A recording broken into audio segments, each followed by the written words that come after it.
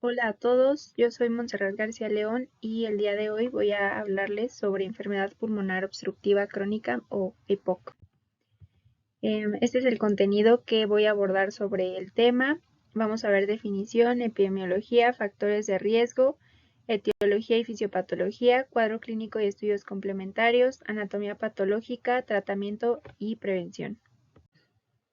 Empezando por la definición, la guía Gold la define como una condición pulmonar heterogénea y prevenible que se va a caracterizar por la presencia de síntomas respiratorios crónicos como la disnea, la tos productiva y las exacerbaciones, que van a ser consecuencia de alteraciones ya sea en la vía respiratoria como bronquitis o bronquiolitis o alteraciones en los alvéolos como el enfisema. Estas alteraciones pues van a provocar una obstrucción persistente y progresiva al flujo aéreo, es decir, el aire sí puede entrar pero ya no puede salir. Se considera que es una enfermedad heterogénea justamente porque las alteraciones que la conforman pues pueden ser diversas, pues siendo por ejemplo la bronquiolitis o el enfisema, y dinámica porque estas alteraciones pueden cambiar conforme pasa el tiempo, ya sea por la misma progresión de la enfermedad o como respuesta al tratamiento.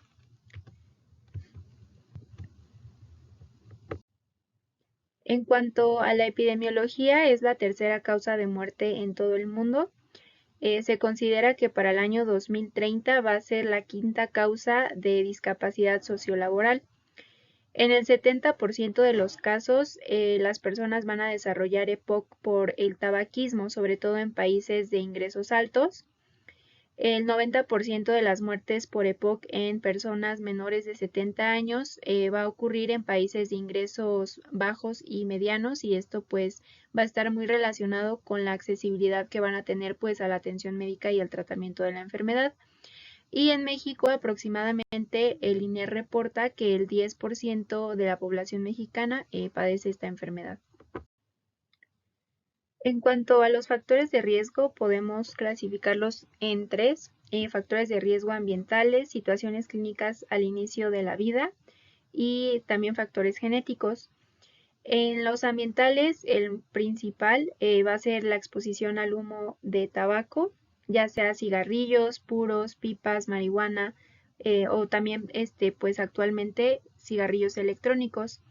La exposición a biomasa que se ocupa, pues, por ejemplo, para cocinar o para calefacción, sobre todo en países en desarrollo, y esta exposición afecta más a las mujeres y a los niños. En el caso de los niños, pues puede causarles problemas en su desarrollo pulmonar normal. La contaminación atmosférica es una causa posible, especialmente pues en la fase de desarrollo pulmonar de la infancia y en la adolescencia, y la exposición laboral a polvos orgánicos o inorgánicos o incluso a agentes químicos que pues sean irritantes para las vías respiratorias. En cuanto a las situaciones clínicas al inicio de la vida, vemos que también el tabaquismo materno, ya sea durante el embarazo o tras el parto, pues va a ser el principal factor de riesgo. Después está la prematuridad, la restricción del crecimiento fetal, la displasia broncopulmonar y las infecciones y déficits nutricionales. Este último punto, pues, tiene un efecto negativo en el desarrollo pulmonar, y entonces estas alteraciones durante el desarrollo pues predisponen a que esa persona pues tenga un mayor riesgo de desarrollar EPOC en la vida adulta. Y en cuanto a los factores genéticos, el que mejor está definido pues va a ser la deficiencia de alfa-1 antitripsina, que es un inhibidor de la elastasa de los neutrófilos, es decir, una antiproteasa, que su función es proteger a los pulmones de la destrucción tisular mediada pues por las proteasas. En cuanto a la etiología y fisiopatología, pues para empezar se sabe que las alteraciones estructurales que caracterizan al EPOC son consecuencia de las interacciones acumuladas a lo largo de la vida del paciente. Este periodo incluye tanto los acontecimientos antes del parto, como lo vimos en los factores de riesgo, que pues era el tabaquismo materno, y también pues obviamente las interacciones y los sucesos después del parto. Entonces tenemos que los factores ambientales y los factores genéticos pues van a tener pues función muy importante en cuanto a determinar el desarrollo pulmonar y pues esto a su vez va a definir la función pulmonar del sujeto. Como podemos ver en esta gráfica, algunos niños, cierto porcentaje de niños que tienen alguna disminución en el desarrollo pulmonar, en algún punto de la infancia y de la adolescencia pueden llegar a alcanzar pues esta función pulmonar máxima esperada para su edad y recuperarse. También aquí podemos ver que en la etapa adulta, como aproximadamente entre los 25 o 30 años, la función pulmonar va a experimentar una reducción en su porcentaje y esto va a ser normal y es algo que nos sucede a todos. Sin embargo, los sujetos que tengan pues factores de riesgo van a tener un envejecimiento acelerado de la función pulmonar y pues esto los va a todavía predisponer más a desarrollar EPOC. Entonces, una persona puede desarrollar EPOC ya sea porque desde la infancia no alcanzó su función pulmonar esperada o porque ya de más adultos el envejecimiento de su función pulmonar pues sufrió un proceso muy acelerado. En la etiología y fisiopatología, la inhalación crónica de irritantes como el humo del cigarro, los productos de combustión de biomasa o incluso la contaminación del aire, pues van a llevar a la activación de los receptores de reconocimiento de patrones, por ejemplo, los receptores tipo TOL. Entonces, estos, pues al ser parte de la respuesta inmune innata, pues van a provocar que se desencadene esta respuesta, lo que va a llevar a un aumento en el reclutamiento de neutrófilos y de macrófagos, además de activación de células epiteliales y mayor secreción de moco. Posteriormente se va a activar la respuesta inmune adaptativa, en donde vamos a ver que va a haber un aumento de linfocitos T y B en los pulmones. Estos linfocitos T y B se van a organizar en folículos linfoides que van a provocar el aumento en el número y activación de las células dendríticas.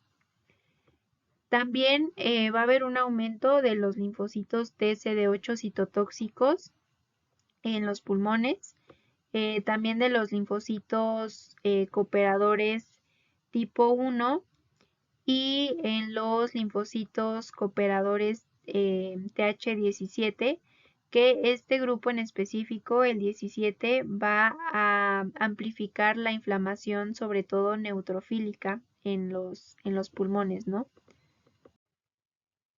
La activación del factor de transcripción nuclear kappa beta y la activación de la proteína sinasa de mitógeno activado MAP sinasa, sobre todo la MAP sinasa P38, pues van a llevar a un estado en donde va a haber un aumento de los mediadores proinflamatorios en el pulmón. Estos mediadores proinflamatorios van a ser lipídicos y peptídicos, pero también se van a activar vías de citocinas y quimiosinas proinflamatorias. Además, la respuesta inflamatoria va a estar amplificada porque la expresión de la enzima nuclear histona de acetilasa 2 o HD2 va a estar reducida en los macrófagos y en las células epiteliales. Los neutrófilos, macrófagos y células epiteliales residentes de la vía aérea van a secretar proteasas que degradan las fibras de elastina. Un ejemplo de ellas pues es la elastasa, que además va a servir como estimulador de la hipersecreción de moco, que es algo que podemos ver en la bronquitis crónica, que pues va a haber un aumento en la producción de moco.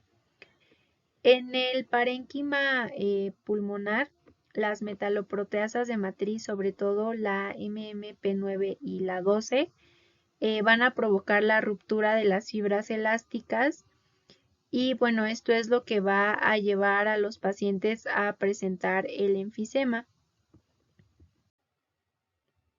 Otro punto importante en cuanto a la fisiopatología es que las vías aéreas inferiores de los pacientes con EPOC comúnmente van a estar colonizadas por Haemophilus influenzae y Streptococcus pneumoniae. Además de esta colonización, como podemos ver en la imagen, los pacientes con EPOC van a tener un defecto en la fagocitosis y un defecto en la esferocitosis. A comparación de un pulmón normal, los macrófagos alveolares pues son capaces de fagocitar a estas bacterias de manera que van a mantener la vía aérea estéril y van a ser capaces de fagocitar a los cuerpos apoptóticos o a células apoptóticas por medio de la esferocitosis. Esto va a llevar a la resolución de la inflamación. En cambio, en los pacientes con EPOC, estos efectos en la fagocitosis llevan a un aumento de la colonización, más bien en la colonización de estas, por parte de estas bacterias, y también por lo mismo, pues los pacientes con EPOC van a ser más propensos a las infecciones de las vías respiratorias. Por otro lado, el defecto en la esferocitosis, pues va a producir que igual aumenten la concentración de los cuerpos apoptóticos o de las células apoptóticas y que entonces la respuesta inflamatoria no cese, al contrario, persista, y pues esto va a contribuir obviamente a la patogenia del EPOC y pues también a las alteraciones que experimentan estos pacientes. Otro mecanismo fisiopatológico en el EPOC va a ser el aceleramiento en el envejecimiento del pulmón. Se cree que esto es porque los mecanismos contra el envejecimiento son defectuosos. Por ejemplo, como podemos ver en esta gráfica, un paciente con EPOC, que sería esta línea verde, en el momento en que empieza a presentar estos cambios por el estrés oxidativo, la función de pulmonar disminuye bastante. Entonces, el estrés oxidativo va a provocar acortamiento de los telómeros y senescencia celular, que es cuando las células no se mueren, pero están, digamos, como en pausa.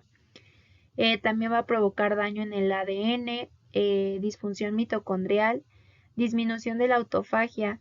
La disminución de la autofagia provoca que todas las, pues, digamos, las proteínas y los cuerpos celulares que ya no sirven, pues en vez de que sean removidos, van a seguir ahí. Entonces, pues esto también va a contribuir a acelerar el envejecimiento.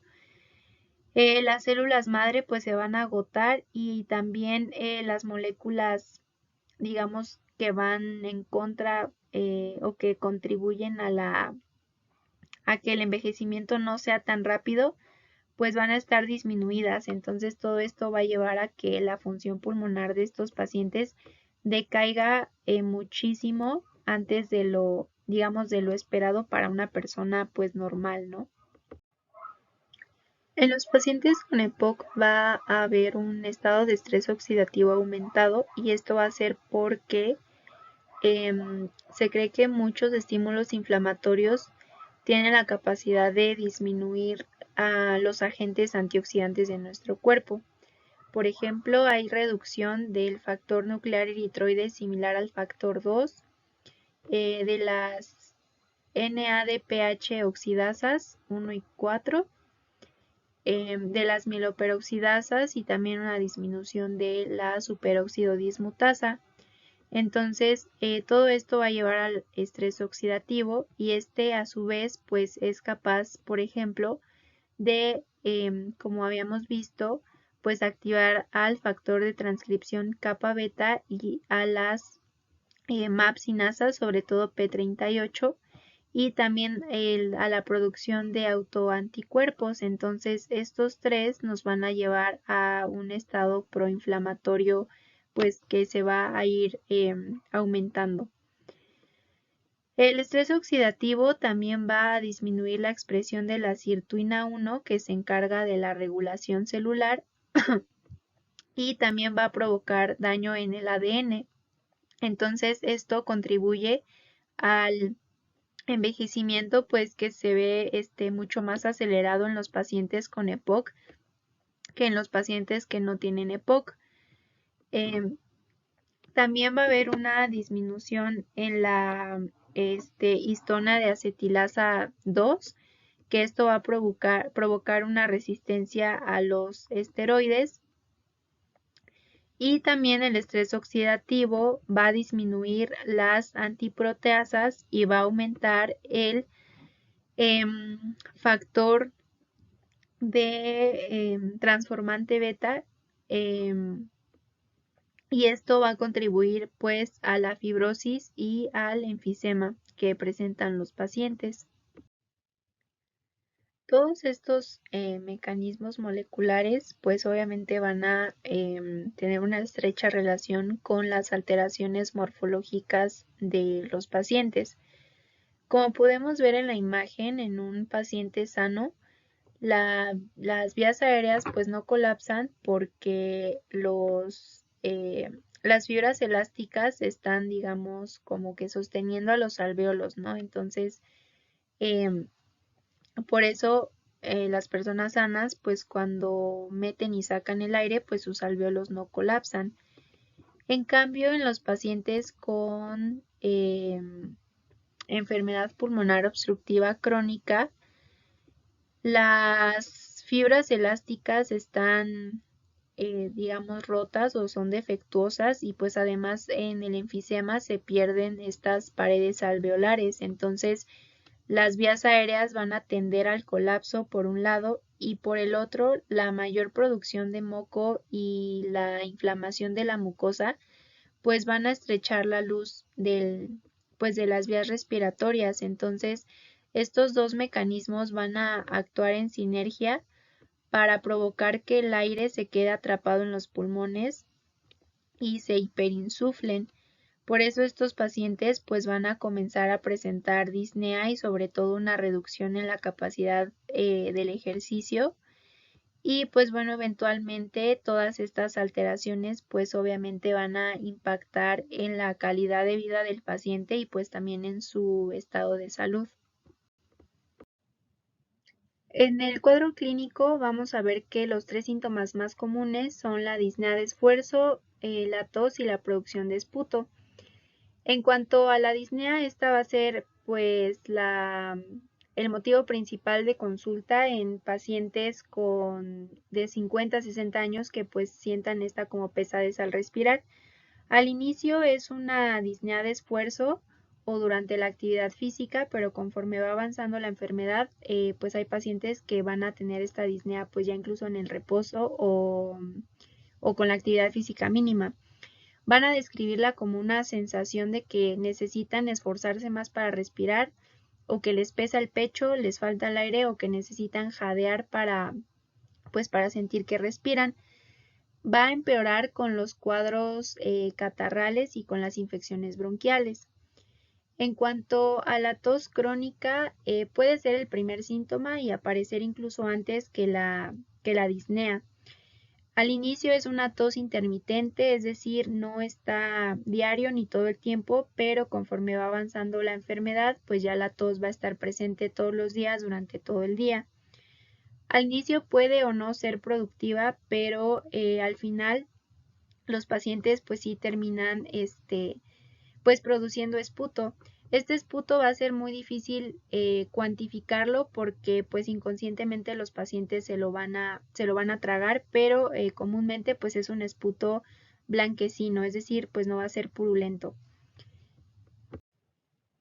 Se han descrito comúnmente dos, digamos, espectros del EPOC, que uno es la bronquitis crónica y el otro sería el enfisema.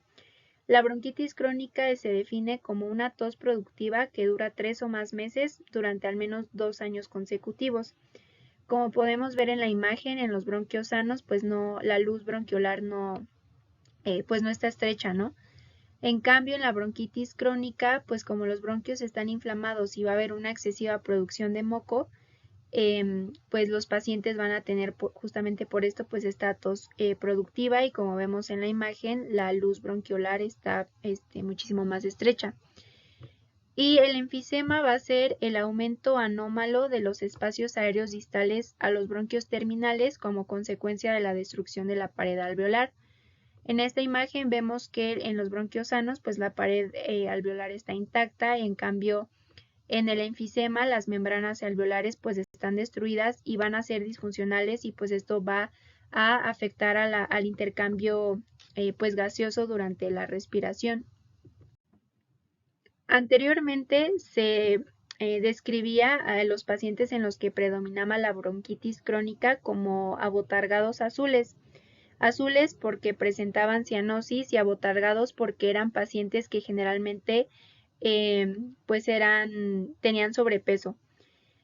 Y en los pacientes en los que predominaba el enfisema se les conocía como soplador rosado.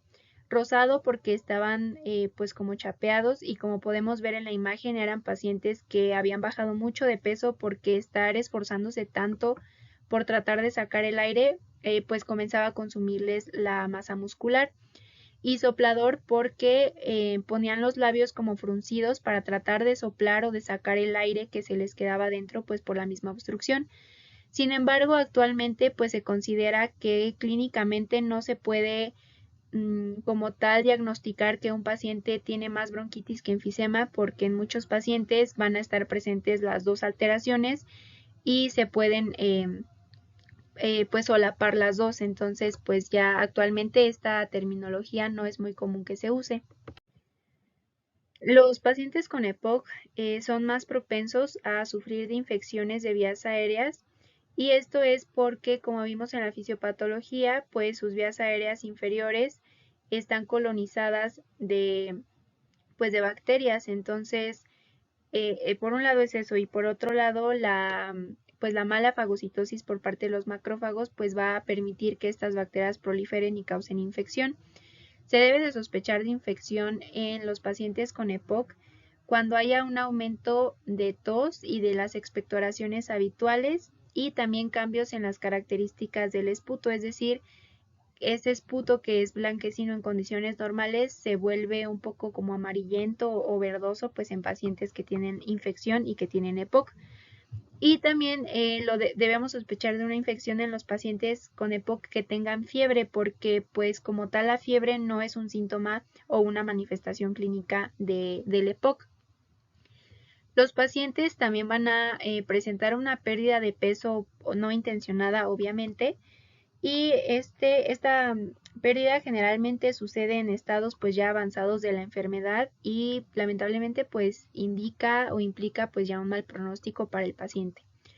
En cuanto a las sibilancias, el dolor torácico y la hemoptisis, estos son síntomas no comunes de la enfermedad, por lo tanto, cuando un paciente se presente con estos síntomas, estamos obligados a descartar pues otras enfermedades, por ejemplo, pues cáncer de pulmón, tuberculosis pulmonar, etcétera. En la exploración física, sobre todo en los pacientes que digamos tengan una clínica más hacia el enfisema, vamos a encontrar pues los hallazgos clásicos de un síndrome de rarefacción. En cuanto a la inspección, estos pacientes tienen tórax en tonel.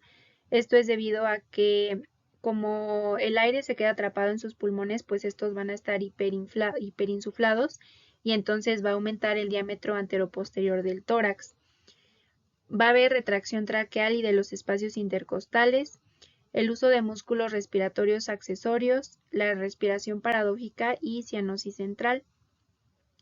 En cuanto a la percusión, pues vamos a encontrar que va a estar timpánica justamente pues por el aumento de aire en los pulmones. A la palpación, la transmisión de la voz y los movimientos respiratorios van a estar disminuidos. En la auscultación, el murmullo vesicular está disminuido, pero el tiempo expiratorio está aumentado. Recordemos que, por ejemplo, los pacientes con enfisema pues tratan como de sacar el aire y pues su expiración dura más. Y en algunos casos puede haber roncos, sibilancias o estertores generalmente húmedos, pero pues estos hallazgos como tal no van a ser muy comunes, sin embargo pues sí pueden estar presentes. Y es importante que cuando los encontremos pues también hagamos diagnóstico diferencial con alguna otra enfermedad. Una prueba fundamental que debemos hacer en todos los pacientes que sospechemos de EPOC o de alguna patología pulmonar obstructiva pues es la espirometría, que de hecho pues también es el gold standard para hacer el diagnóstico de EPOC. Consiste en una prueba funcional que se encarga de evaluar volúmenes y flujos pulmonares y nos va a arrojar datos sobre valores que van a ser importantes para evaluar a estos pacientes. Estos valores principalmente van a ser la capacidad vital forzada y el volumen expiratorio forzado en un segundo y el cociente de estos dos valores. La capacidad vital forzada se refiere al volumen de aire máximo que es exhalado después de una inspiración máxima y se va a expresar o a medir en litros. Y el volumen expiratorio forzado en un segundo se refiere al volumen de aire que es exhalado durante el primer segundo de la capacidad vital forzada y también se va a expresar en litros. Hay indicaciones para obtener una espirometría de los pacientes y en este caso pues las indicaciones relacionadas con EPOC en primer lugar pues va a ser una indicación general, es decir, pues para ver cómo está la salud pulmonar de los pacientes, ¿no?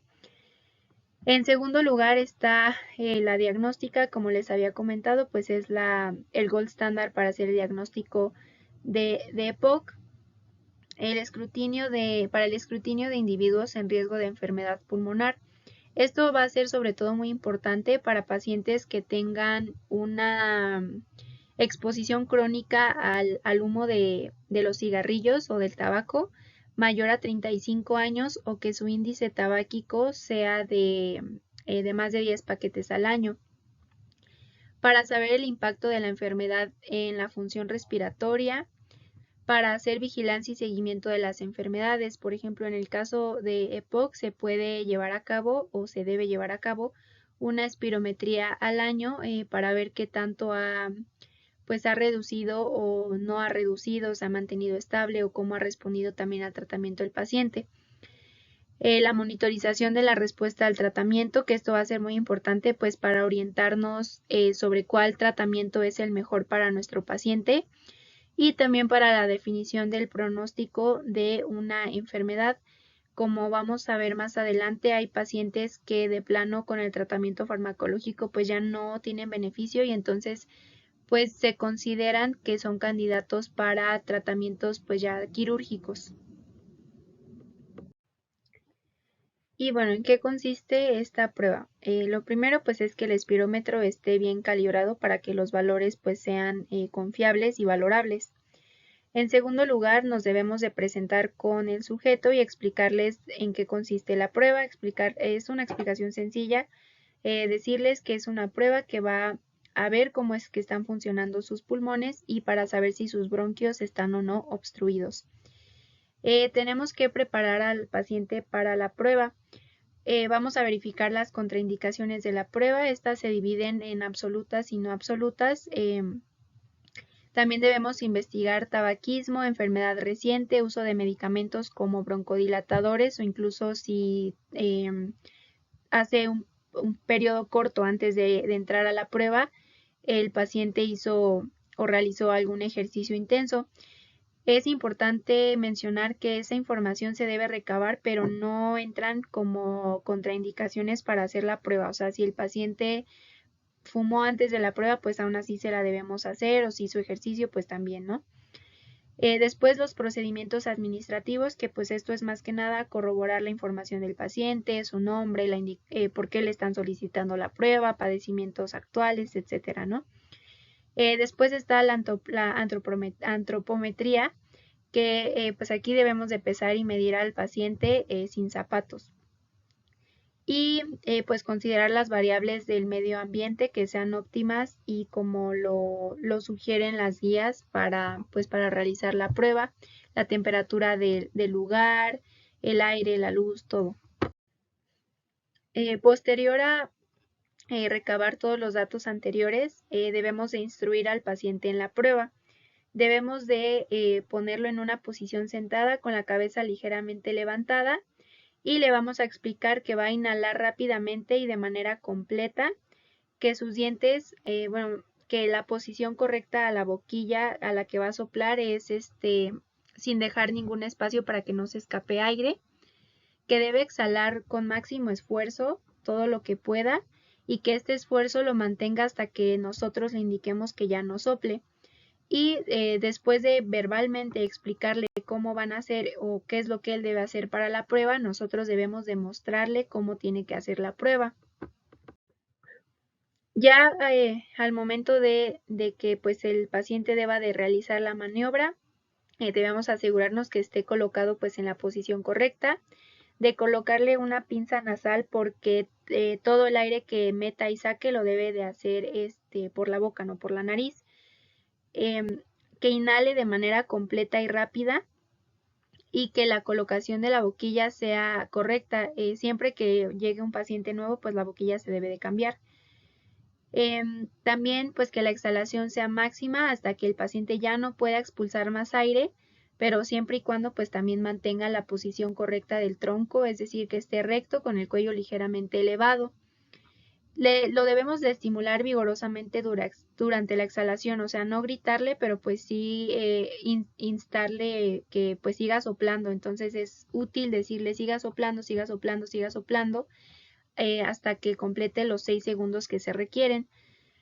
Se deben de repetir un mínimo de 3 buenas maniobras. Generalmente no se requieren más de 8, o sea, es decir, el paciente debe de hacer la prueba 3 veces y esas 3 veces deben de estar bien hechas. Y posteriormente nosotros debemos de revisar la repetibilidad de la prueba y en caso de que no sea una prueba repetible y que por lo tanto no se pueda valorar, pues debemos de realizar más maniobras si esto llegara a suceder, ¿no? El máximo que se puede hacer es 15 maniobras. También debemos considerar que es una prueba que generalmente cansa a los pacientes, entonces es, digamos, normal o esperado que a partir de ciertos intentos de buenas maniobras, pues el paciente ya no pueda o se sienta muy cansado. La espirometría nos va a arrojar dos gráficas. La primera de ellas es la gráfica volumen-tiempo. Como podemos ver en la imagen, el tiempo está representado en segundos en el eje horizontal, en el eje de las X, y el volumen está representado en litros en el eje vertical, que es el de las Y. A esta gráfica también se le conoce como espirograma, y para considerar que un espirograma es aceptable, este nos debe mostrar primero un inicio abrupto en el primer segundo, que correspondería con esta parte. Después se le llama como una rodilla, y posteriormente una meseta que representa la duración del esfuerzo, y esta generalmente pues no muestra un cambio de volumen bueno, más bien no debe mostrar un cambio de volumen de 25 mililitros durante un segundo para considerar que es aceptable. Generalmente los adultos logran esta terminación del esfuerzo expiratorio máximo antes de los 6 segundos. En este caso, la E marca la terminación de la expiración. La segunda gráfica es la de gráfica flujo-volumen. En este caso, el volumen, también expresado en litros, va a estar en el eje de las X, y el flujo, que se expresa en litros sobre segundo, va a estar en el eje de las Y. Para considerar que una gráfica flujo-volumen es de buena calidad, nos debe demostrar un ascenso casi vertical hasta llegar a un flujo pico. Después de este flujo pico va a haber un descenso que debe de llegar pues prácticamente a donde el flujo sea cero. Esta caída de la gráfica correspondería a la expiración, y como vamos a ver más adelante es una parte importante que debemos evaluar para pues ver que una prueba fue aceptable. Como había comentado anteriormente, después de que el paciente hace las maniobras, nosotros debemos evaluar la aceptabilidad y la repetibilidad de la prueba, que son características fundamentales de una espirometría de buena calidad. La aceptabilidad se refiere a que las gráficas tengan estos tres aspectos: el inicio con máximo esfuerzo, que es el inicio casi vertical; la terminación completa, que haya durado los 6 segundos la expiración, y que sea libre de artefactos la expiración.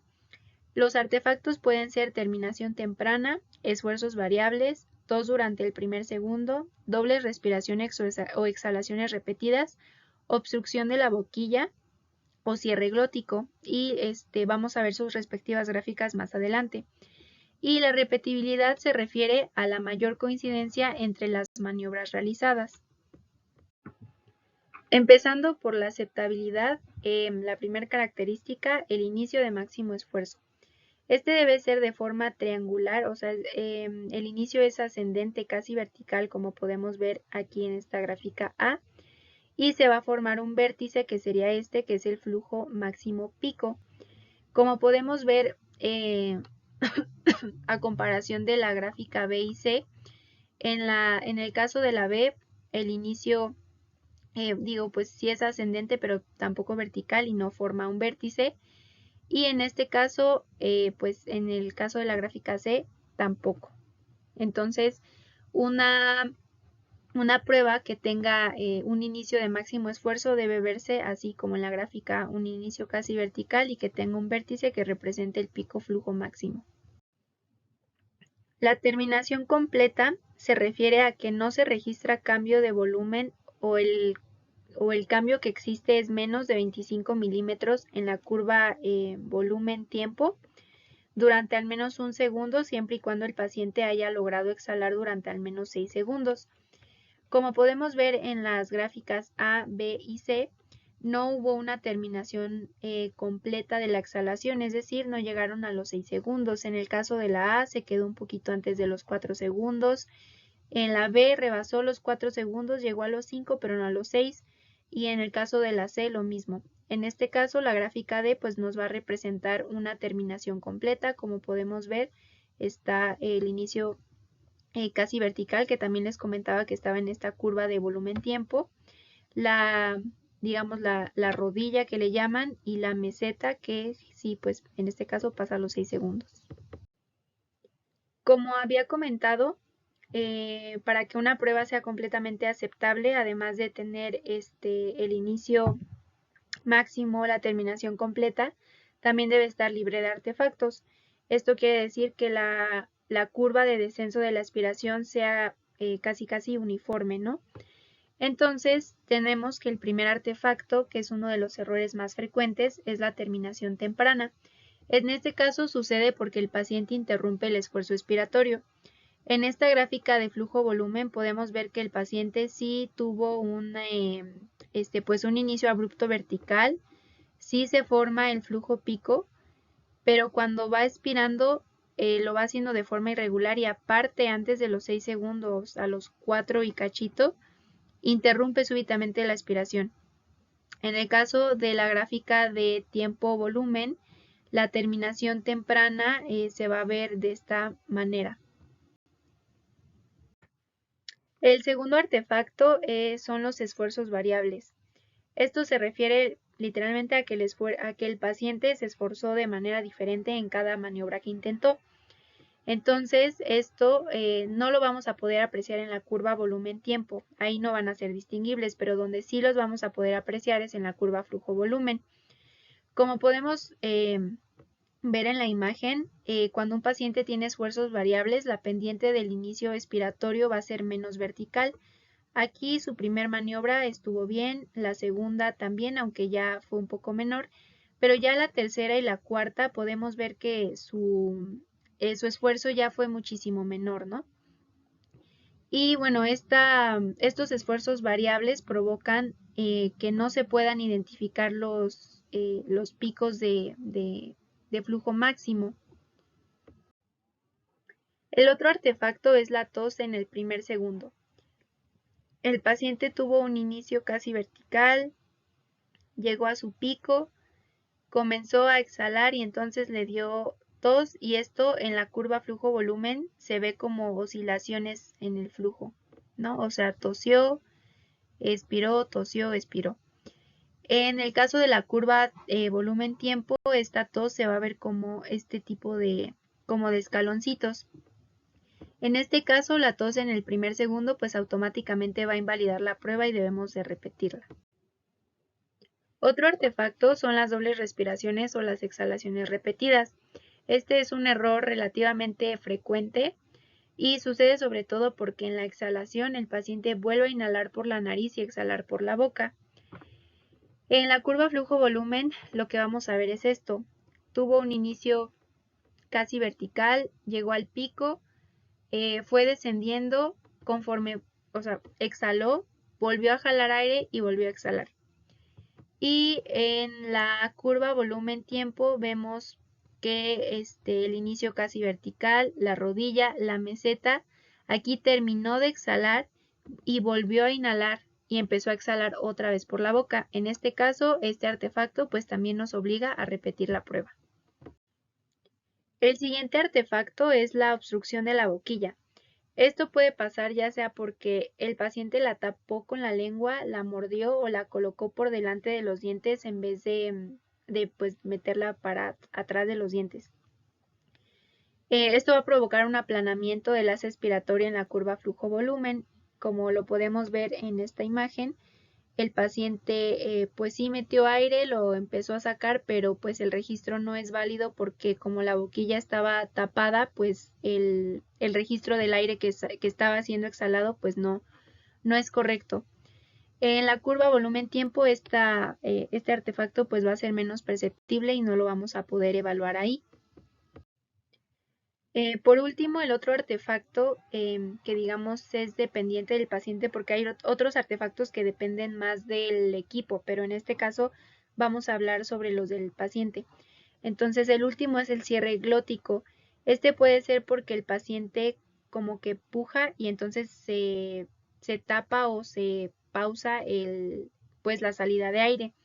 En este caso lo que vamos a ver es una caída abrupta a un flujo cero en la curva de flujo-volumen y una meseta completamente plana en la curva volumen-tiempo. Entonces aquí el paciente inició bien, llegó al máximo punto, comenzó a exhalar, exhaló y en eso se tapó. Y entonces en vez de que la curva siguiera así hasta llegar a 6, que en 6 llegara al flujo cero, llegó en 4 porque pues el cierre glótico hizo que el aire ya no saliera.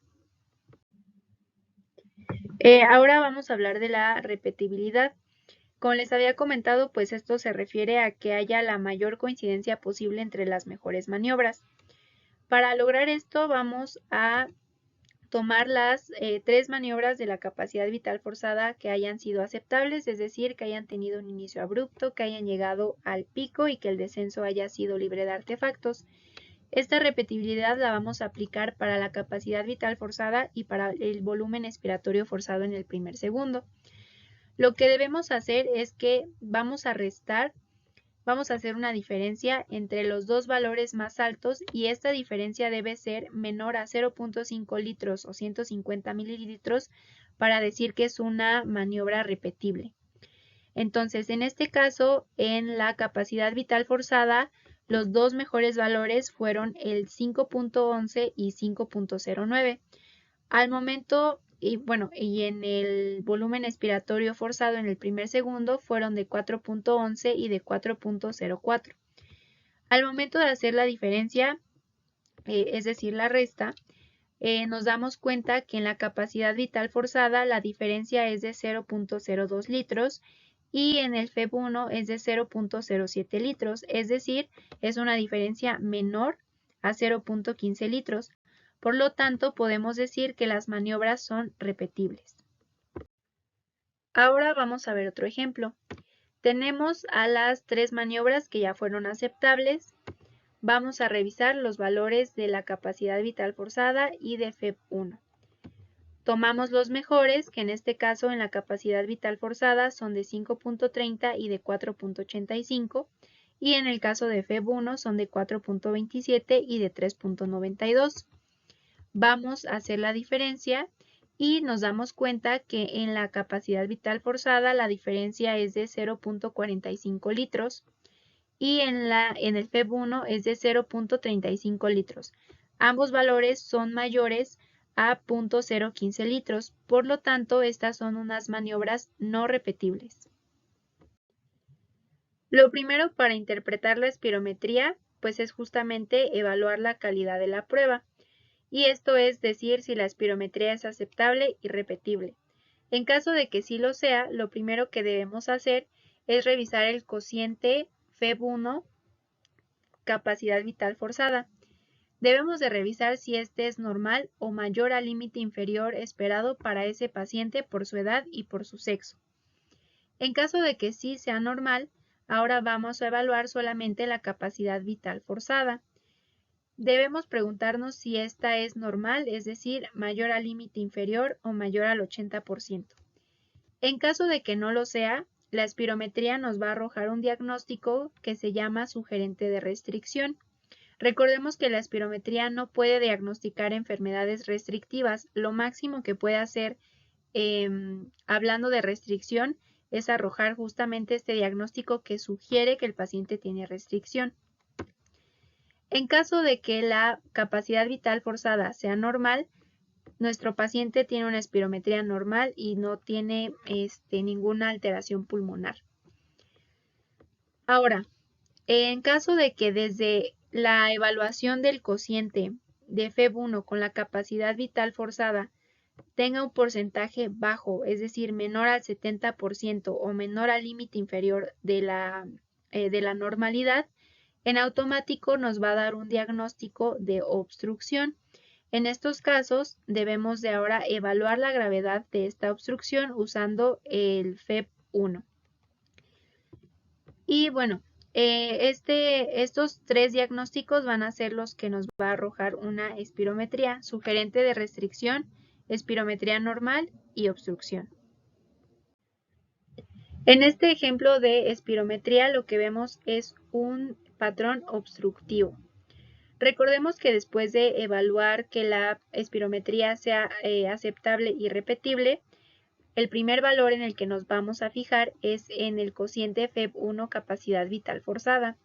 En este caso, en este paciente, su cociente es de 47.5%, es decir, es menor al 70%.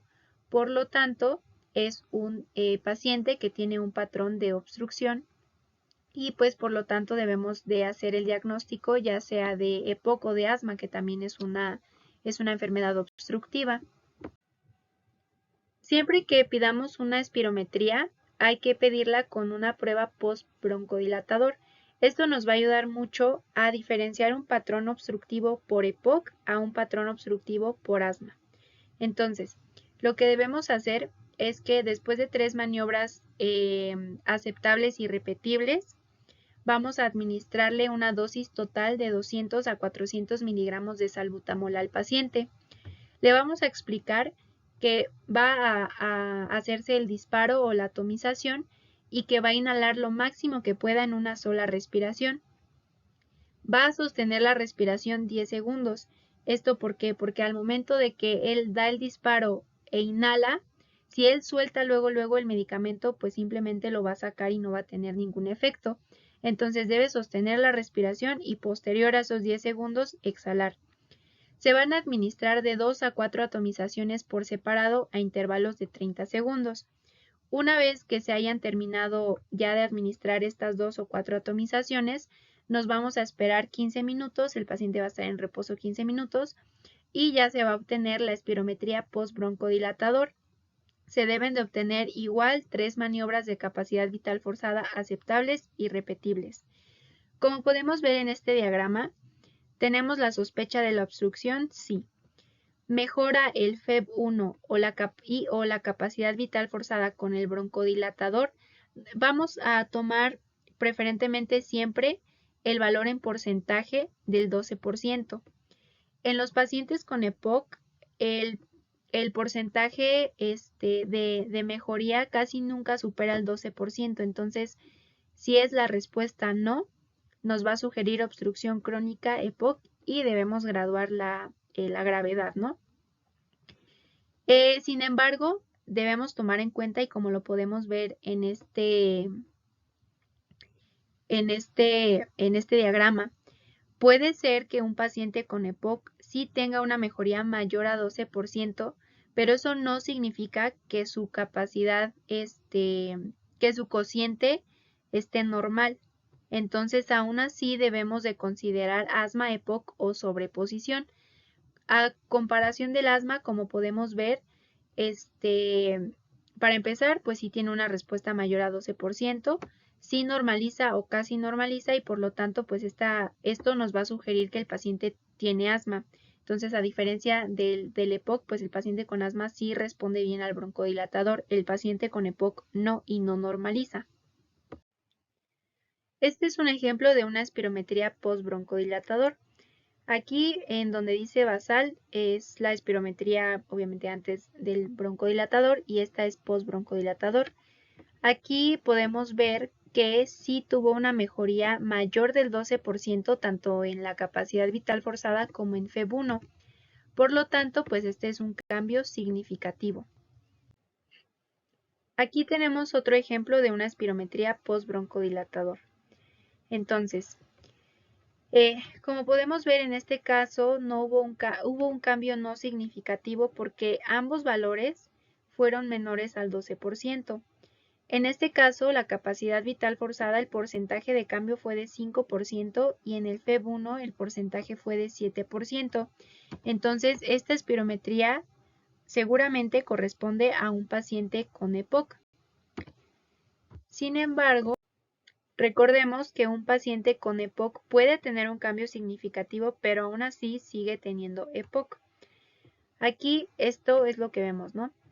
La capacidad vital forzada tuvo un cambio del 19% y un cambio en el FEV de 31%. Es un cambio pues bastante significativo porque ambos valores son mayores del 12%. Pero si nos fijamos en el cociente FEV1, capacidad vital forzada, vemos que en la basal, es decir, antes del broncodilatador, el paciente tenía 54%. Post-broncodilatador tiene 59%, a pesar de que tuvo un cambio significativo mayor del 12% post-broncodilatador, su cociente sigue siendo menor a 70%, sigue siendo un paciente con EPOC.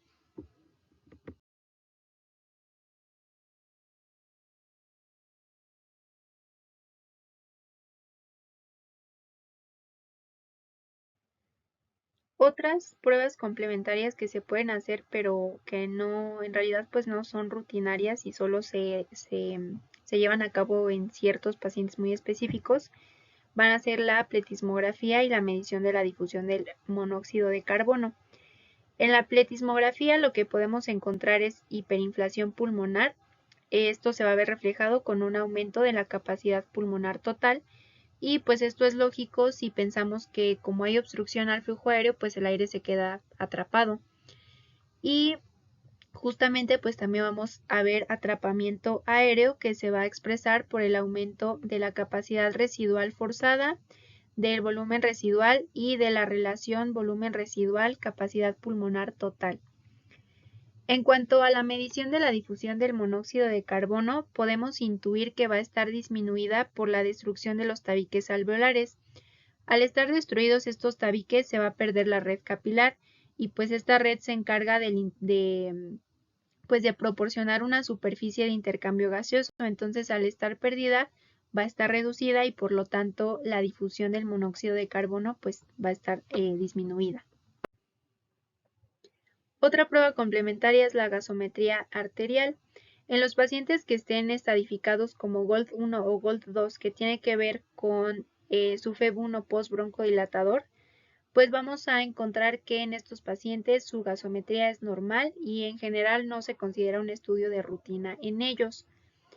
En cambio, en los pacientes GOLD3 o GOLD4, que tienen ya pues una obstrucción mucho más significativa y por lo tanto pues una enfermedad más avanzada, podemos encontrar en ellos hipoxemia arterial que se va a manifestar con una presión parcial de oxígeno entre 60 y 80 milímetros de mercurio o como insuficiencia respiratoria con una presión parcial de oxígeno de menos de 60 milímetros de mercurio.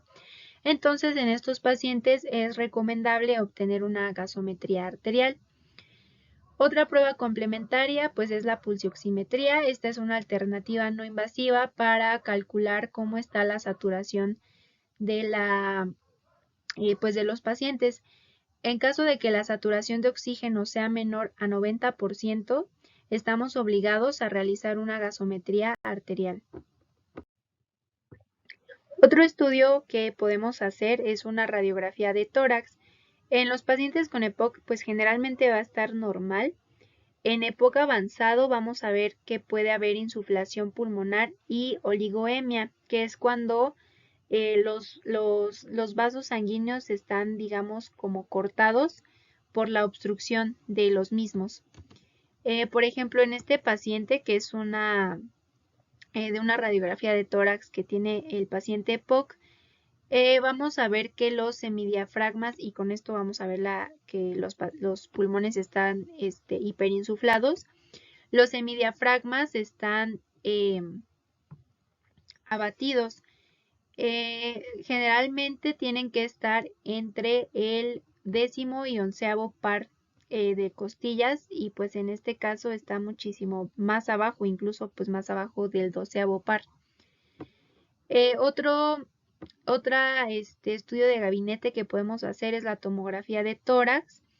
En este caso es útil para evaluar la presencia de enfisema. Como vamos a ver más adelante, el enfisema se puede dividir en centrolobulillar o panlobulillar, y esto se puede evaluar en la tomografía. Y bueno, también es útil para descartar cualquier otra patología de la que estemos sospechando. Por último, estas son otras pruebas complementarias que pueden hacerse. Están las pruebas de esfuerzo, que se reservan sobre todo a pacientes que tienen una disnea inexplicada o mala capacidad de ejercicio. Actualmente las pruebas de esfuerzo que están disponibles son la prueba de la marcha de 6 minutos, la bicicleta ergométrica y el tapiz rodante.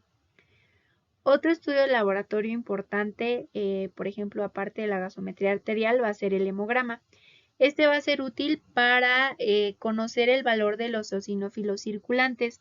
Como vamos a ver adelante, cuantificar estos eosinófilos pues es importante para el adecuado tratamiento de los pacientes. Y también es importante que descartemos anemia, ya que la anemia puede estar contribuyendo a la disnea o al esfuerzo de más que hace el paciente, porque se cansa mucho.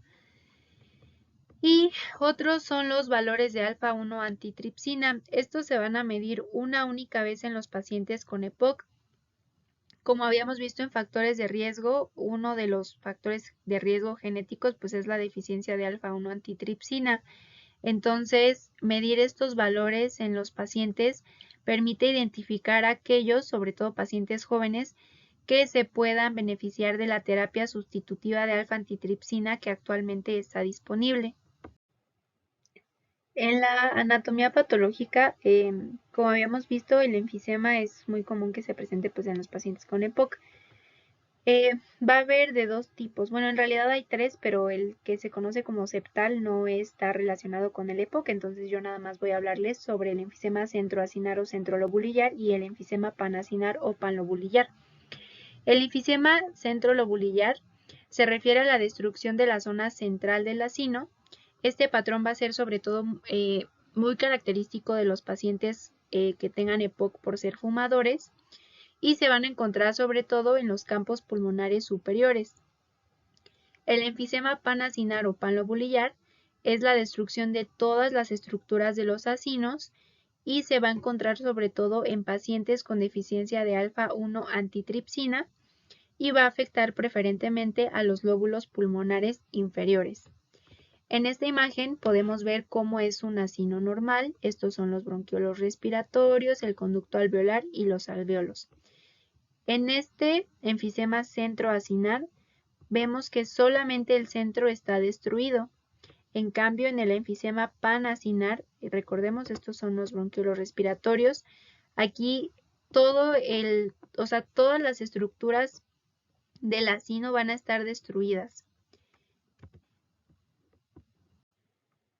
En una tomografía de tórax, que yo les había comentado que es muy útil para evaluar al enfisema, podemos ver cómo es el patrón del enfisema centrolobulillar y del panlobulillar. En el enfisema centrolobulillar nos lo marcan con estas flechitas también, pero lo podemos ver aquí en estos así como circulitos que se ven más negros. Y esto es porque el enfisema provoca en la tomografía una imagen que tiene una disminución de la densidad. Entonces son espacios que se van a ver más negros. Y como podemos ver en el enfisema centrolobulillar, estas imágenes menos densas son pequeñitas. En cambio, en el enfisema panlobulillar van a ser imágenes un poco más grandes, que también van a tener una disminución de la densidad, se van a ver más negras. En esta imagen no se alcanza a ver tan claro, pero en general están mucho más grandes y son como más generalizadas. Y así es como se vería en una, pues ya como tal en un pulmón, en el enfisema centrolobulillar y el enfisema panlobulillar. Aquí lo que podemos ver que son, pues lo que les comentaba, como destrucciones mucho más pequeñitas, y en el panlobulillar son hoyos pues más grandes. Ahora, en la bronquitis crónica va a haber un aumento del espesor de la capa glandular, va a haber hipertrofia de la capa muscular, vamos a encontrar un infiltrado submucoso y atrofia cartilaginosa. Esto va a provocar engrosamiento de la pared bronquial y por lo tanto disminución de la luz bronquial, como podemos ver en este corte histológico. En general, la bronquitis crónica contribuye poco a la obstrucción del flujo, la bronquitis crónica va a contribuir más a la tos con expectoración. La bronquiolitis, pues como su nombre lo dice, pues es la inflamación bronquiolar. Va a provocar engrosamiento de la pared y contracción de la musculatura lisa, y esta bronquiolitis sí va a contribuir a la obstrucción al flujo aéreo. Podemos ver que en la bronquiolitis hay un aumento de las células caliciformes, va a haber metaplasia de células escamosas y el infiltrado inflamatorio, que es todo esto que se ve aquí alrededor, va a estar caracterizado por la presencia de macrófagos, linfocitos T y B y fibroblastos. Para el tratamiento, la guía Gold nos propone este cuadro que podemos seguir. Primero, obviamente, pues debemos de confirmar el diagnóstico por medio de la espirometría con la prueba post-broncodilatador. Esta prueba nos debe de arrojar un valor del cociente FEV1, capacidad vital forzada, menor al 0.7% o 70% post-broncodilatador. Posteriormente debemos de evaluar qué tan obstruido está nuestro paciente. Esto lo vamos a hacer tomando en cuenta el valor de FEV1 en el porcentaje de predicho post-broncodilatador. GOLD 1 va a ser un porcentaje igual o mayor a 80, GOLD 2 de 50 a 79, GOLD 3 de 30 a 49 y GOLD 4 menor a 30. Posteriormente vamos a evaluar los síntomas de nuestro paciente y el riesgo que tiene de exacerbaciones. Esto es útil para poder ubicar a los pacientes en 3 grupos diferentes que van a recibir el tratamiento adecuado, de acuerdo con sus características, que son el grupo A, B y E. Para poder clasificarlos en alguno de estos grupos, vamos a checar el historial de exacerbaciones de nuestro paciente por año y vamos a ver si fueron 2 o más que hayan sido moderadas o 1 o más pero que hayan requerido hospitalización, y en este caso 0 o 1 exacerbación moderada pero que no hayan requerido de hospitalización. Por otro lado, vamos a evaluar los síntomas. Esto lo vamos a hacer gracias a 2 escalas. Una de ellas es la Modified Medical Research Council y la segunda es la COPD Assessment Tool, que es como un cuestionario que voy a explicar a más detalle más adelante. La primera parte del tratamiento son las medidas generales. Para empezar, debemos pues de incitar al paciente a que abandone el tabaco en caso de que todavía tenga pues el hábito tabáquico. Es importante que consideremos que lo más importante para que alguien abandone el tabaco pues es su propia voluntad. Sin embargo, pues nosotros también podemos ofrecerles apoyo psicológico y tratamiento sustitutivo de nicotina, ya sea con bupropión o con vareniciclina. Otro punto importante es que el paciente trate de evitar la exposición a los contaminantes ambientales. Eso puede ser algo muy difícil, sobre todo si el paciente vive en una ciudad, por ejemplo, como en la Ciudad de México, que la calidad del aire pues es mala y también es una ciudad muy contaminada, pero pues sí es importante comentar esta situación con el paciente. Y otro punto va a ser la vacunación. A partir de la pandemia, pues obviamente se implementó la vacunación contra el COVID-19 y también a los pacientes con EPOC, sobre todo en aquellos mayores a 65 años o que sean más jóvenes pero que tengan un FEV1 de menos del 40%, se les debe de aplicar la vacuna antineumocócica.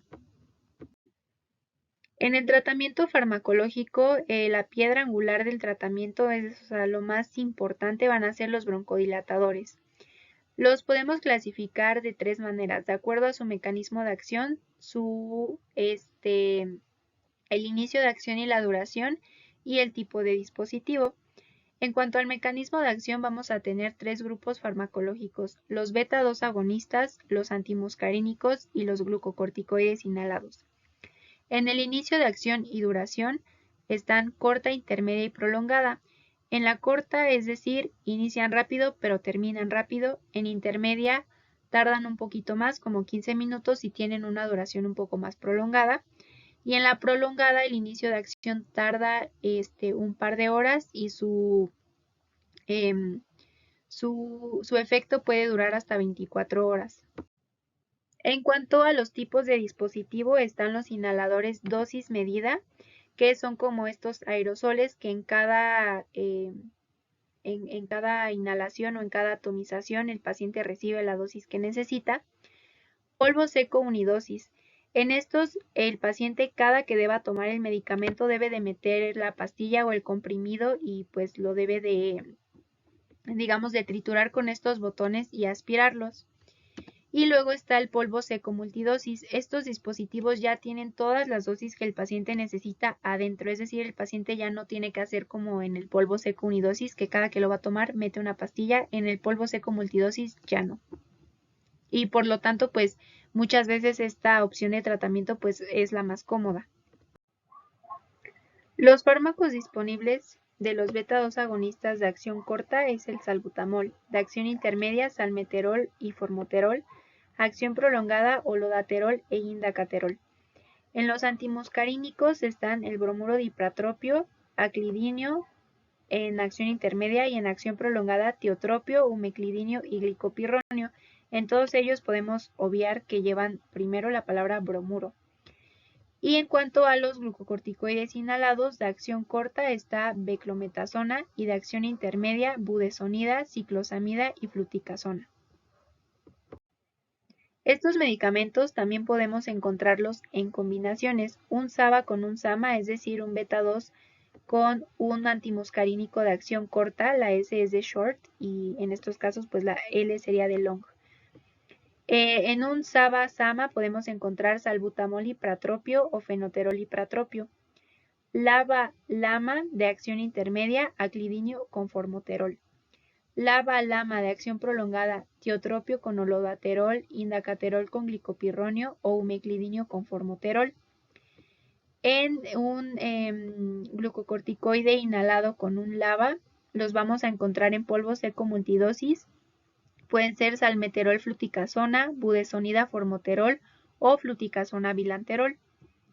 Un glucocorticoide inhalado con un LABA en un dispositivo de inhalación dosis medida, un inhalador dosis medida, salmeterol fluticasona o budesonida formoterol.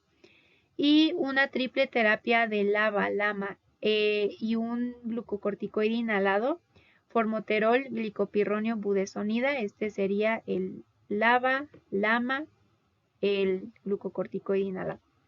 Beclometasona, formoterol con glicopirronio o fluticasona con umeclidinio y bilanterol.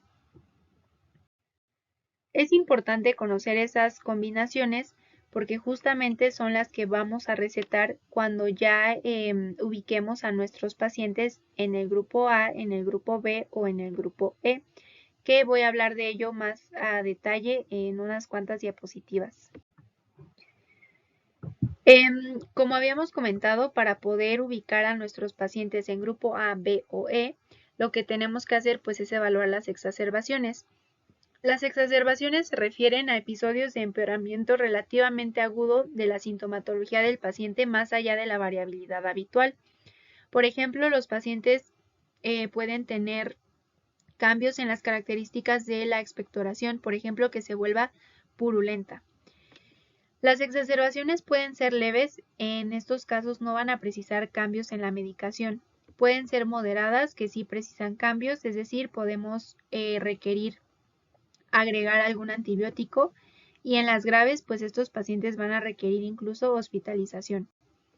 Un fenotipo exacerbador es aquel paciente que tiene EPOC y que presenta 2 o más exacerbaciones al año separadas por 4 semanas o con una hospitalización. Ahora, para la evaluación del grado de disnea, vamos a utilizar 2 escalas. Una de ellas es la escala de disnea Modified Medical Research Council o MMRC, que va a ir del 0 al 4. El 4 es la completa, bueno, la ausencia de disnea menos cuando el paciente realiza ejercicio muy intenso. 1 punto si el paciente siente disnea al caminar deprisa o subir una cuesta un poco inclinada. 2, cuando no es capaz de mantener el ritmo de otras personas de su misma edad cuando caminan en una calle pues plana, llana, porque empieza a sentir la dificultad respiratoria o que tiene que parar para descansar para poder llevar su propio paso. 3, cuando tiene que parar a descansar después de que caminó 100 metros o después de unos pocos minutos de que empezó a caminar. Y 4, cuando la disnea impide al paciente salir de casa o cuando aparece con actividades como vestirse o desvestirse, que era lo que comentaba yo al inicio, que muchos pacientes llegan a tener la disnea incluso ya con el mínimo esfuerzo y pues esto es un indicador de gravedad. La otra herramienta es la COPD Assessment Tool o CAT, que va a partir de los 10 puntos indica una mala calidad de vida. En este cuestionario el paciente va a tachar la opción que él crea que le ajusta más del 0 al 5. Entonces tiene preguntas de, por ejemplo, yo nunca toso o toso todo el tiempo, no tengo flemas o tengo muchísimas flemas, no siento el pecho como apretado, siento el pecho muy apretado, cuando camino una cuesta o subo escaleras no se me va el aliento. Cuando camino una cuesta o subo escaleras me quedo sin aliento. Pues la enfermedad no me limita a ninguna actividad en casa o la enfermedad me limita bastante en casa. Me siento confiado de irme de mi casa, bueno, de salir de casa a pesar de mi condición de los pulmones, o no me siento para nada confiado al salir de mi casa, pues por mi enfermedad de los pulmones, ¿no? Duermo bien o no duermo bien por mi condición de los pulmones y tengo mucha energía o no tengo nada de energía. Y pues en estas preguntas el paciente, como les comentaba, contesta del 0 al 5. Entonces, retomando este cuadrito, si nuestro paciente no tuvo ninguna exacerbación o tuvo una moderada pero que no necesitó hospitalización y sus síntomas, de acuerdo a la escala MMRC, tiene 0,1 o en la CAT tiene menos de 10, él va a estar ubicado en el grupo A y le corresponde de tratamiento un solo broncodilatador, de preferencia un LAMA, porque aparte de producir broncodilatación ayuda a la disminución de la producción de moco. Los disponibles van a ser tiotropio, glicopirronio, aclidinio o umeclidinio. En caso de que nuestro paciente igual no haya tenido exacerbaciones o haya tenido una moderada pero sin hospitalización, pero tenga síntomas más pronunciados y esto lo podamos ver con una escala MMRC igual o mayor a 2 o CAT igual o mayor a 10, este paciente va a estar ubicado en el grupo B y le va a corresponder un LABA más un LAMA. Los disponibles van a ser tiotropio con olodaterol, indacaterol con glicopirronio o umeclidinio con formoterol. Ahora, en caso de que nuestro paciente haya tenido 2 o más exacerbaciones moderadas o una o más que hayan requerido hospitalización, independientemente de cómo estén sus síntomas, al paciente le corresponde un tratamiento LABA más LAMA, es decir, como al grupo B, y podemos considerar los mismos tratamientos. Sin embargo, si ese paciente tiene eosinófilos iguales o mayores a 300, vamos a considerar agregar un glucocorticoide inhalado, es decir, vamos a optar por la triple terapia. O en caso de que el paciente, aunque no tenga los eosinófilos arriba de 300, pero no haya mejorado con el LABA y el LAMA, también vamos a optar por una triple terapia. Puede ser formoterol con glicopirronio y budesonida, beclometasona formoterol con glicopirronio o fluticasona umeclidinio bilanterol. En el tratamiento farmacológico del grupo A, los disponibles son el tiotropio de 2.5 microgramos, el bromuro de aclidinio en 322 microgramos, umeclidinio de 62.5 microgramos y glicopirronio de 44 microgramos. Estos, al ser de acción prolongada, pues el paciente solo necesita administrarlos una vez al día. En el tratamiento farmacológico del grupo B y del grupo E están disponibles estos 3 medicamentos. El olodaterol con tiotropio, ambos de 2.5 microgramos. El indacaterol con glicopirronio, indacaterol a 110 microgramos y el glicopirronio de 50 microgramos. Y el umeclidinio con bilanterol. Estos 3 igual se van a administrar solamente una vez al día. En caso de recurrir a la triple terapia, está disponible el formoterol con glicopirronio y budesonida, el formoterol a 5 microgramos, glicopirronio a 7.2 y budesonida a 160. Está también beclometasona formoterol con glicopirronio, beclometasona 100 microgramos, formoterol 6 microgramos y glicopirronio 12.5 microgramos. Y también el fluticasona umeclidinio con bilanterol, fluticasona a 92 microgramos, umeclidinio 52 y bilanterol 22 microgramos.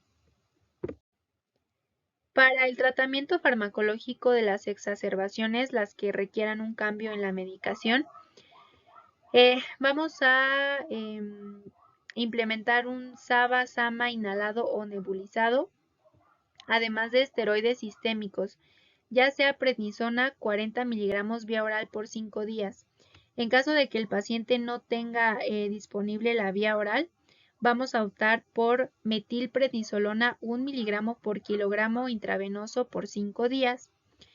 Y en el caso de los antibióticos, estos se van a recetar en los pacientes que tengan exacerbaciones graves, que les baje la saturación a menos de 80%. Y se van a usar sobre todo macrólidos. La experiencia más amplia que se tiene y pues el conocimiento mayor que se tiene pues es con el uso de la citromicina. Entonces pues esa es el antibiótico que vamos a usar. Los factores de riesgo para que un paciente tenga exacerbaciones van a ser la edad avanzada, la tos productiva, la duración del EPOC, o sea, qué tanto lleva con la enfermedad, un conteo de eosinófilos mayor a 300 células sobre microlitro y también si el paciente vive con comorbilidades. Es muy frecuente que los pacientes con EPOC tengan comorbilidades como hipertensión arterial, obesidad o incluso que desarrollen hipertensión pulmonar y por lo tanto falla cardíaca derecha. Entonces, pues son puntos importantes a considerar en el tratamiento y en el seguimiento de estos pacientes. Para la prevención, pues bueno, es muy importante tanto en los pacientes que no tienen EPOC como en aquellos que tienen EPOC, pues hablar con ellos sobre abandonar el hábito tabáquico para que en los que ya tienen EPOC, pues que no progrese la enfermedad y en quienes no tienen, pues para que no tengan mayor riesgo de desarrollarla. También debemos supervisar la técnica de inhalación Muchas veces, sobre todo los pacientes mayores, pues tienen problemas para adaptarse o para funcionar bien con los inhaladores, entonces pues debemos de educarlos bien para que sepan bien cómo se hace y bueno, en caso de que algún dispositivo en específico se les dificulte mucho, pues podamos ajustar el medicamento para el uso de un dispositivo que les sea mucho más amigable de usar. También debemos individualizar el tratamiento de cada paciente. Como lo vimos en el cuadro que nos sugiere la Golf, pues debemos de saber el historial de las exacerbaciones y qué tanto es la sintomatología de los pacientes para que podamos darles un correcto tratamiento y también pues ver si les está funcionando o si es necesario hacer algún ajuste. También como medida de prevención pues está la vacunación contra COVID-19, influenza y neumococo y también la CDC recomienda que se vacune a los pacientes contra el tétanos, difteria y la tos ferina y también contra el virus sincitial respiratorio en pacientes mayores de 60 años y o con enfermedad pulmonar o cardíaca crónica.